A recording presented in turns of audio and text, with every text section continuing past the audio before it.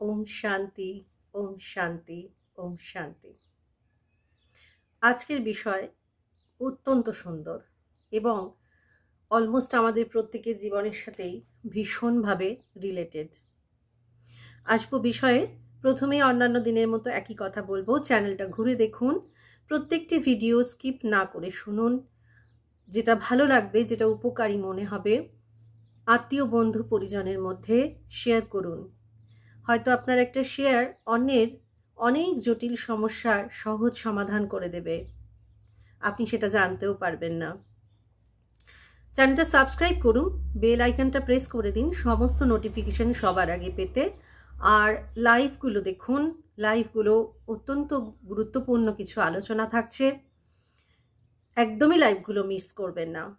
Video তো আপনারা দেখেনি, আর সবচেয়ে যেটা মূল্যবান সেটা হচ্ছে আপনাদের মতামত। অবশ্যই জানান কমেন্টে, আপনাদের মতামত দেখলে আমার ভীষণ উৎসাহ লাগে এবং অনেক নতুন নতুন প্রসঙ্গ আমার কাছে এসে উপস্থাপিত হয়, যেটা নিয়ে আমি পরবর্তী ভিডিওতে আলোচনা করতে পারবো এবং আপনাদের হয়তো একটু হলেও সাহায্য করতে পারবো। এবার চলে আসবো প্রসঙ্গে। আজকের বিষয়, জগতে সব কিছুই অনিত্য। বিশ্বাস করুন, কিচ্ছু নিত্য নয়। যা নিয়ে মাথা ঘামাচ্ছেন, যা কিছু নিয়ে হইচই করছেন, আমার আমার আমার করে যা কিছু আগলে রাখছেন, জীবনের একটা সময় গিয়ে বুঝবেন কিছুই আমার নয়। আজ যে ভীষণ ভালোবাসে বা আপনি যাদের ভীষণ ভালোবাসেন, কালকে এমন সময় আসতে পারে যে আপনি বাধ্য হলেন তাদের থেকে সরে আসতে, বা তারা আপনাকে আদেও ভালোবাসে কিনা সে বিষয়ে সংশয় দেখা দিল। এটাই সত্য, বিশ্বাস করুন, 100% এটাই সত্য।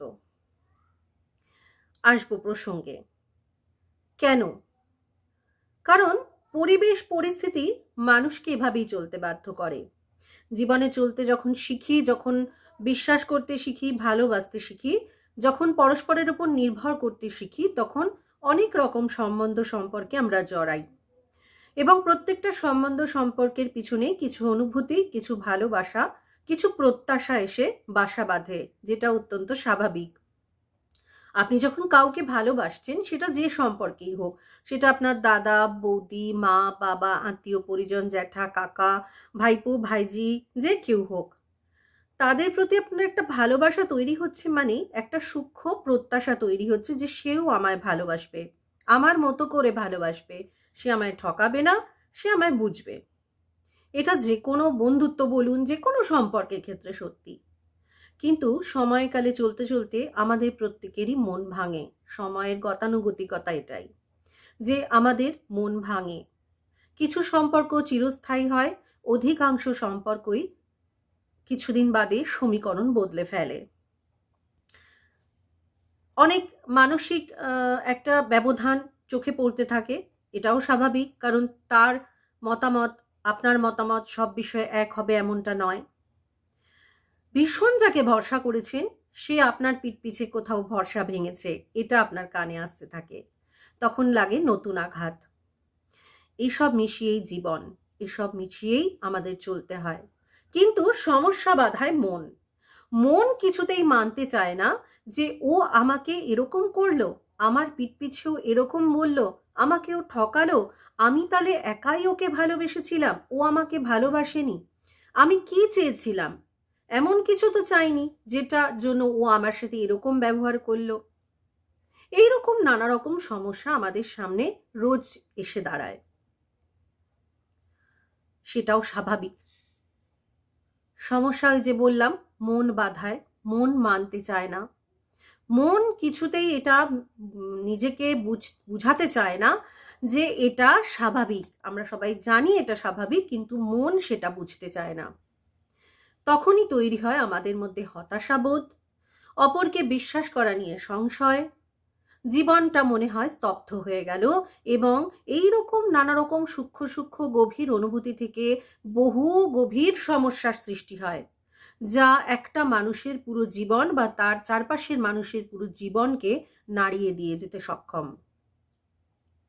আমাদের সেটাই শিখতে হবে যে আমরা যে কোনো সম্পর্কেই জড়াবো, কিন্তু এটা ভেবেই জড়াবো যে সবটাই অনিত্য। এই কথাটা যতটা বাস্তব ততটাই মেনে নেওয়া জীবনে কঠিন।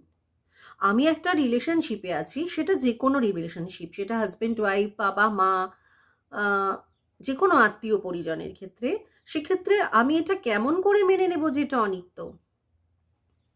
আসলে পৃথিবীতে সবটাই অনিত্য। একটা মানুষের নিঃশ্বাসটাও তার কন্ট্রোলে চলে না। একটা মানুষের সব থেকে আপনজন, সন্তান, তারাও তার কন্ট্রোলে চলে না। তাহলে একটা সম্পর্ক সম্বন্ধের ক্ষেত্রে সবটা আমার কন্ট্রোলে থাকবে, এটা আমার আশা করাটাই ভুল নয় কি? এবং যে আমাকে ঠকালো, যে আমার অনুভূতির মূল্য না দিয়ে সরে গেল, যে আমাকে ভাবলো না যে আমার অনুভূতিটা কিরকম হচ্ছে, সে কি আদেও আমার মতো করেই কষ্ট পাচ্ছে? নিশ্চয়ই পাচ্ছে না। বা যদি পায়ও, লাভ কি? যেটা নষ্ট হবার সেটা নষ্ট হয়ে গেছে।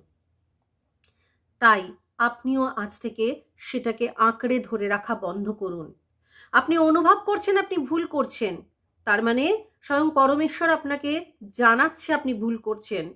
তারপরেও আপনি সেই সম্পর্কতে জড়িয়ে আছেন, নিজেকে কষ্ট দিচ্ছেন, প্রত্যহ নিজের আত্মাকে কষ্ট দিচ্ছেন, মনকে কষ্ট দিচ্ছেন, পাপ করছেন, অন্যায় করছেন নিজের সাথে, আর কারো সাথে নয়।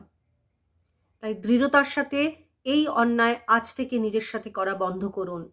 ছেড়ে দিন তাকে, যেতে দিন তাকে।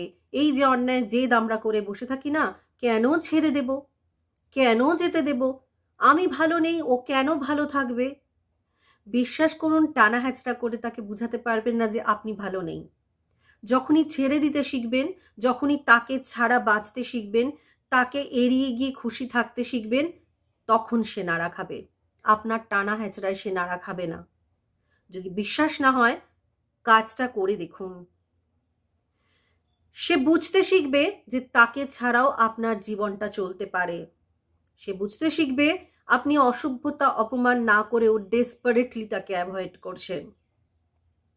সে ঘা খাবে, হয়তো স্বীকার করবে না, কিন্তু প্রত্যেকে না নিজেকে ইম্পর্টেন্স দিতে ভালোবাসে। এই যে সে ইম্পর্টেন্সটা পাচ্ছিল, কোথাও মনে মনে খুশি হচ্ছিল যে দেখো আমি ওকে ছেড়ে দিয়েছি, দেখো আমি ওকে ঠকিয়েছি, দেখো আমি ওকে ভালোবাসিনি, ও কেমন মনে মনে কষ্ট পাচ্ছে, ও কেমন আমাকে ছাড়া ভালো থাকতে পারছে না। এই যে একটা ভীষণ আত্মশ্লাঘাতে ভুগছিল, ভীষণ একটা আনন্দে ভুগছিল, সেটা বন্ধ হয়ে যাবে যেদিন থেকে, সেদিন থেকে সে ছটফট করতে শুরু করবে। ফিরে না আসুক, আসার দরকারও নেই। কিন্তু যে ঘাটা আপনি তাকে দিয়ে বুঝাতে চাইছেন, সেই ঘাটা তখনই সে অনুভব করবে। আপনার কষ্টে বিশ্বাস করুন তার কিচ্ছু যায় আসে না। যদি যায় আসতো, সে আপনাকে কষ্ট দিত না। তাই যে কোনো সম্বন্ধ সম্পর্কের ক্ষেত্রেই আমি বারবার একই কথা বলবো, এটা মাথায় রাখুন, সবটাই অনিত্য। যা কিছু চোখে দেখছেন, নিঃশ্বাস বন্ধ হওয়ার সাথে সাথে সেই সবটুকু আর আমার থাকবে না। এই শরীরটুকু আমার থাকবে না। যাকে এত যত্ন করেন, যাকে এত ভালোবাসেন, সেই মন শরীর কিছুই আপনার থাকবে না। বাদ বাকি তো আর সবাই অনিত্যই। সামান্য শরীর, নিঃশ্বাস, এইটুকুই আমার নয়। কার ওপর কিসের জোর ভেবে দেখেছেন কখনো? আজ এ পর্যন্তই। কথাগুলো মূল্যবান মনে হলে শুধু একটা শেয়ার, লাইক আর কমেন্ট চাই। ওম শান্তি, ওম শান্তি, ওম শান্তি।